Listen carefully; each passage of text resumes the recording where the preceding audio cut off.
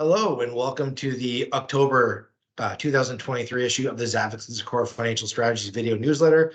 Thank you for tuning in and listening to our update. I'm your advisor, Greg Sykora, and here with me today is Mark Zavitz. Today, we're going to go over what's happened regarding portfolio performance in the past month. And then we're going to talk to you about what the heck is going on with interest rates and what the market is now predicting will happen for Canadian interest rates. And then we'll explain how this, we think, will affect the performance of your portfolio. And we'll give you an example of one of the positions in your portfolio, an ETF by the name of MCON, since so many of you own it, and how we think this will all play out in the performance of that position. So let's get started. So as you can see from performance, it's come back substantially. Now, why is that? Well, a few days ago, GDP numbers came out of the States, and GDP grew at a 4.9% annualized pace in the US for the end of Q3. That blew past analyst expectations. It blew it out of the water.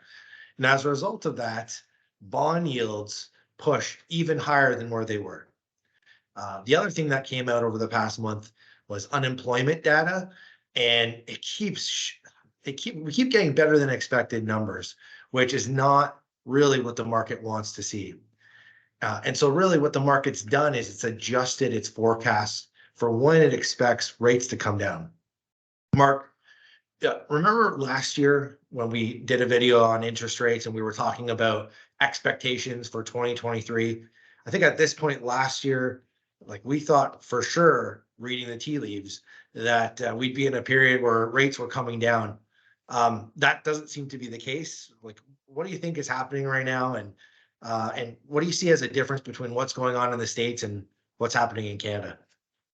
Well, Greg, a year ago we had the 10-year Canadian bond at about 3 and a little bit and percent. We had the U.S. 10-year bond at around 4% per year, and we thought we were getting close to the top because everyone kept telling us a recession in Canada and the United States was going to be starting very shortly, and that was pretty much it for the escalation of bond yields, and we were expecting them to roll over. Well, here we are a year later, and the 4-year bond has gone from 3, the 10-year bond, 3 to 4.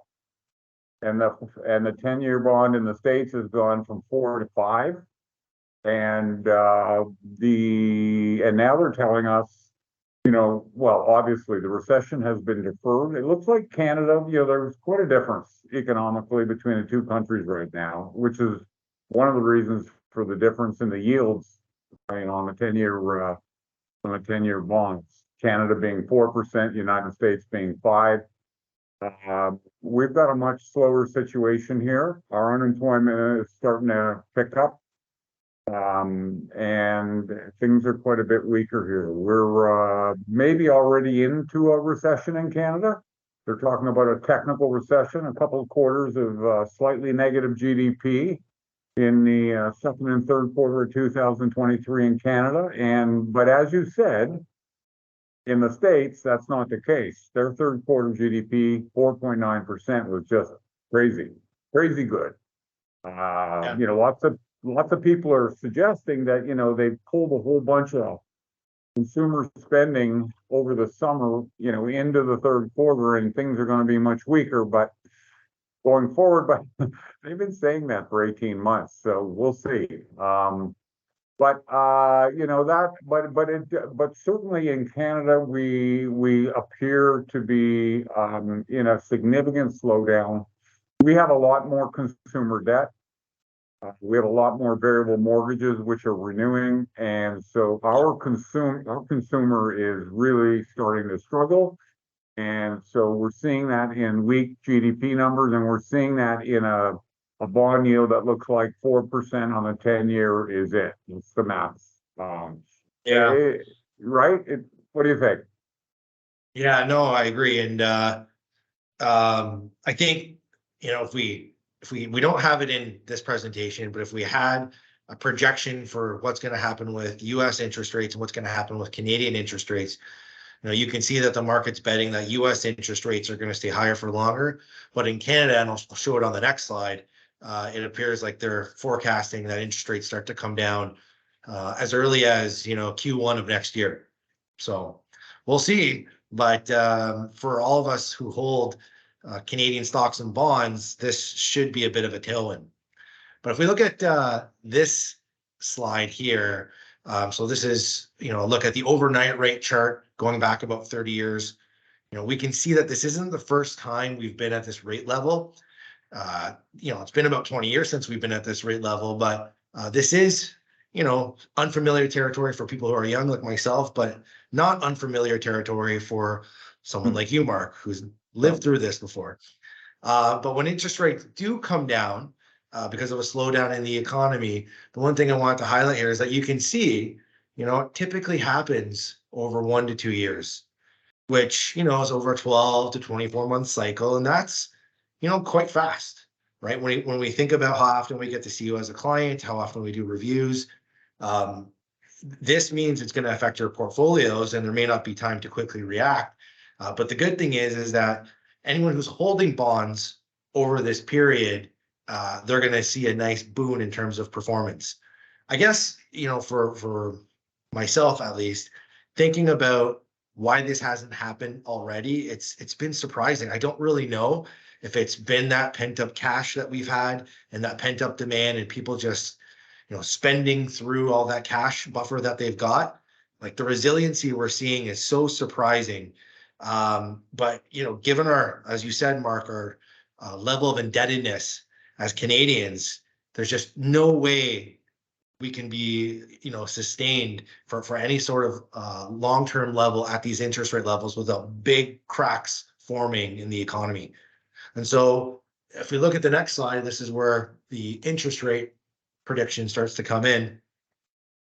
Not that I'm expecting anyone to really understand this, but here's a look at implied interest rate moves in Canada going forward.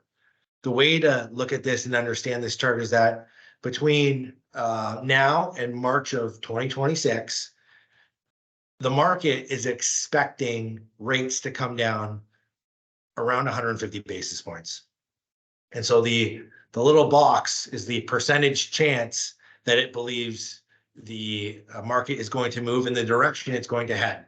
So either plus, obviously, I think rates are going to go up any further. I think rates are going to come down. So by December, there's a 2% chance.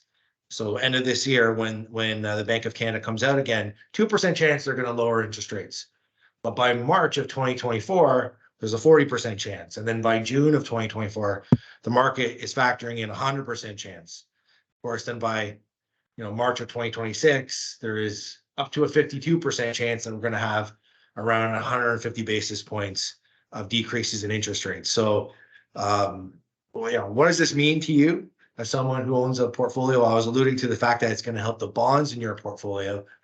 So it actually is going to have a tremendous impact for any of our conservative investors, which makes up about 60, 70% of our clientele.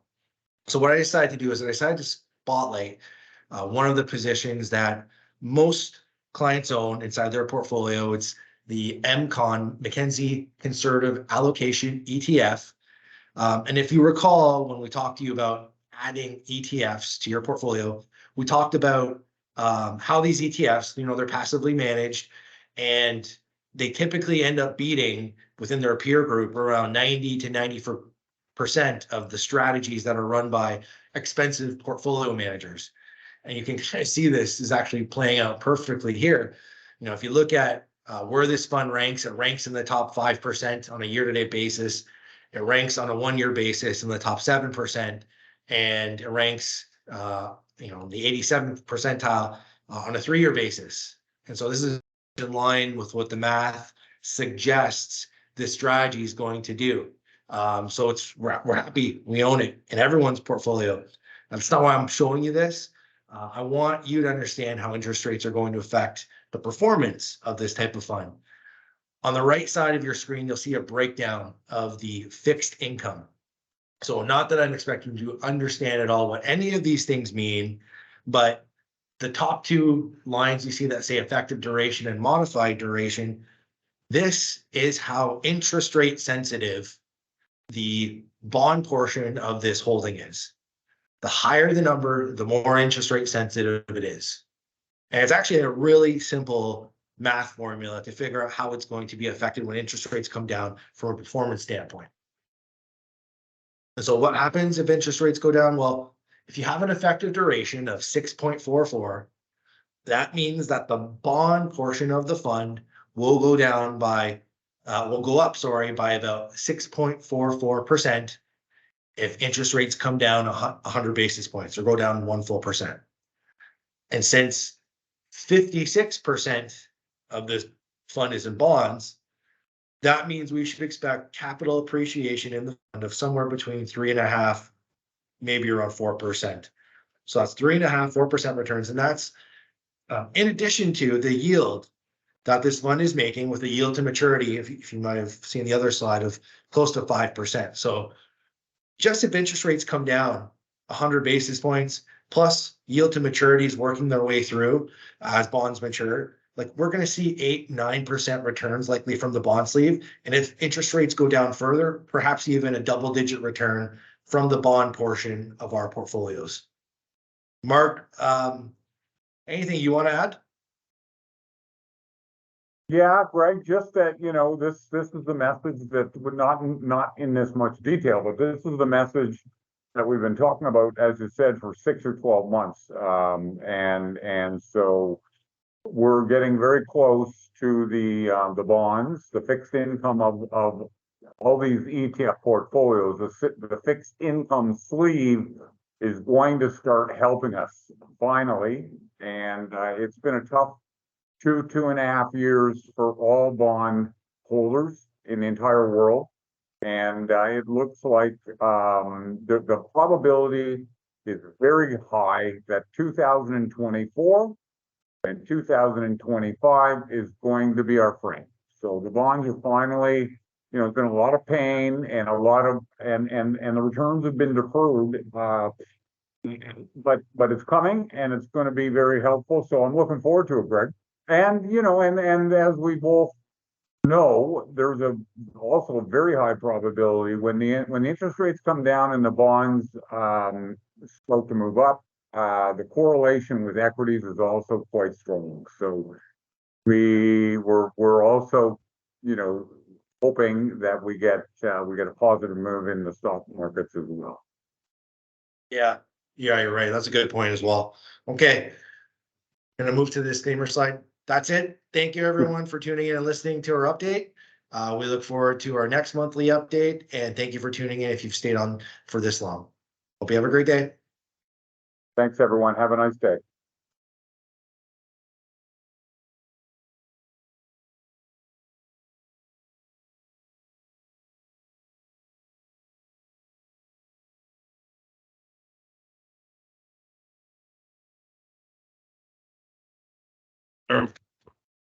Oh.